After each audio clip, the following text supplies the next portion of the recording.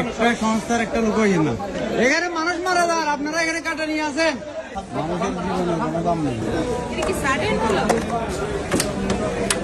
প্রিয়জনদের জন্য আনা উপহার, চোখে মুখে উচ্ছ্বাস, বুক ভরা স্বপ্ন নিয়ে হযরত শাহজালাল আন্তর্জাতিক বিমানবন্দরে পা রেখেছিলেন এক দুবাই প্রবাসী। দীর্ঘ বিমান ভ্রমণে ক্লান্ত হয়ে যাত্রীদের বিশ্রামের জন্য রাখা চেয়ারে বসে বিশ্রাম নিচ্ছিলেন তিনি।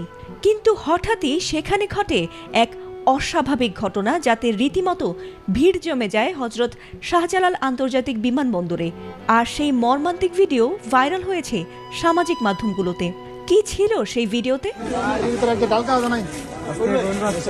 বিদেশের মাটিতে বছরের পর বছর হাড় ভাঙা খাটুনির পর প্রিয়জনদের কাছে ফিরতে মুখিয়ে থাকেন হাজারো প্রবাসী। দীর্ঘ বিমান ভ্রমণে ক্লান্ত হয়ে অনেকে একটু জিরিয়ে নিতে বসেন বিমানবন্দরের ওয়েটিং চেয়ারে।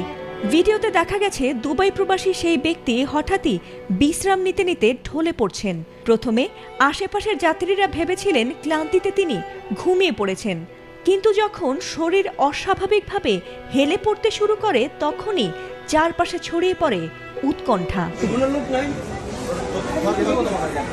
এ সময় উপস্থিত যাত্রীরা তার প্রাণ বাঁচাতে মরিয়া হয়ে ছুটে এসেছিলেন। কেউ তার শার্টের বোতাম খুলে সিপিআর দিচ্ছিলেন, আর কেউ পানি ছিটাচ্ছিলেন, আর কেউ বা হাত পা মালিশ করছিলেন।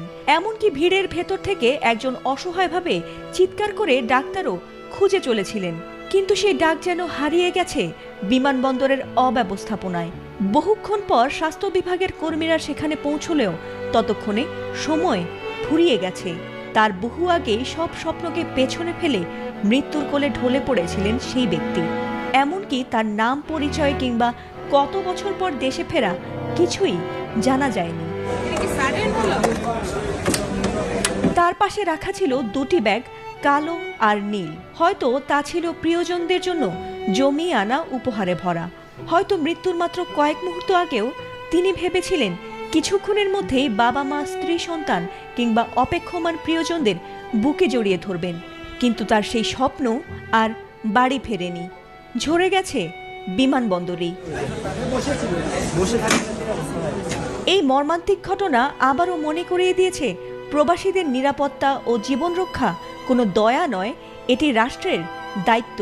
তাই জরুরি স্বাস্থ্যসেবায় আন্তর্জাতিক মান নিশ্চিত করা এখন আর বিলাসিতা নয়, বরং সময়ের দাবি, যাতে আর কোনো প্রবাসীর জন্য ফেরা হয়ে না ওঠে শেষ ফেরা।